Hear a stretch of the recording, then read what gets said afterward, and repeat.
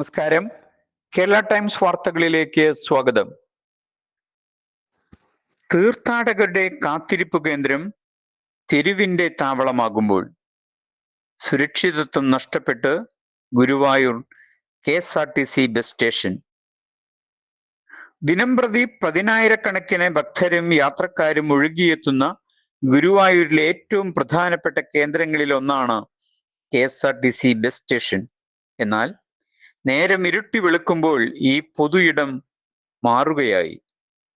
പകൽ സമയങ്ങളിൽ യാത്രക്കാരുടെ തിരക്കിൽ അലയടിക്കുന്ന ഈ ഡിപ്പോ രാത്രിയാകുന്നതോടെ തെരുവിൽ അലയുന്നവരുടെയും സാമൂഹ്യ വിരുദ്ധരുടെയും സുരക്ഷിത താവളമായി മാറുകയാണ്.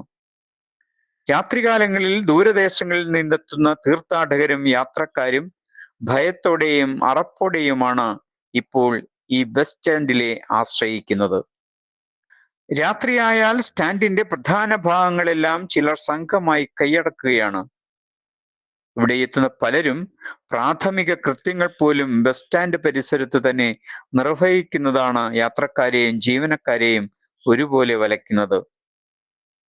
നേരം പുലരുമ്പോൾ ഇവരുടെ വിസർജ്യങ്ങളടക്കം വൃത്തിയാക്കേണ്ടി വരുന്ന ഗതികേടിലാണ് KSRTCയിലെ താൽക്കാലിക ജീവനക്കാർ. ഒരു ദിവസം 5 പേരാണെങ്കിൽ അടുത്ത ദിവസം അത് 10 ആകുന്നു.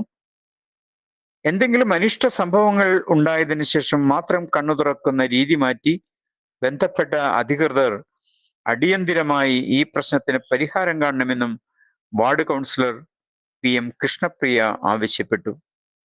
സ്റ്റാൻഡിൽ തമ്പടിക്കുന്നവരിൽ ക്രിമിനൽ പശ്ചാത്തലമുള്ളവരും സാമൂഹ്യ വിരുദ്ധരുമുണ്ടെന്നാണ് ഉയരുന്ന പ്രധാന പരാതി. മുൻകാലങ്ങളിൽ യാത്രക്കാരുടെ സുരക്ഷ ഉറപ്പാക്കാൻ ഡിപ്പോയിൽ സെക്യൂരിറ്റി ജീവനക്കാരുടെ സേവനം ലഭ്യമായിരുന്നു. എന്നാൽ KSRTCയിലെ ചെലവ് ചുരുക്കൽ നടപടിയുടെ ഭാഗമായി ഈ തസ്തിക നിർത്തലാക്കിയതോടെയാണ് സ്റ്റാൻഡ് പൂർണ്ണമായും നാഥനില്ല കളരിയായി മാറിയത്.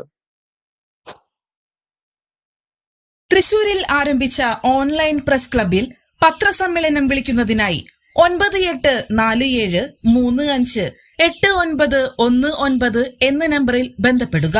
നിങ്ങളുടെ നാട്ടിലെ വിശേഷം ഓൺലൈൻ വാർത്തകളിലൂടെ നിമിഷനേരം കൊണ്ട് ജനഹൃദയങ്ങളിൽ എത്തിക്കാൻ ഓൺലൈൻ പ്രസ് ക്ലബ് നിങ്ങളെ സഹായിക്കുന്നു.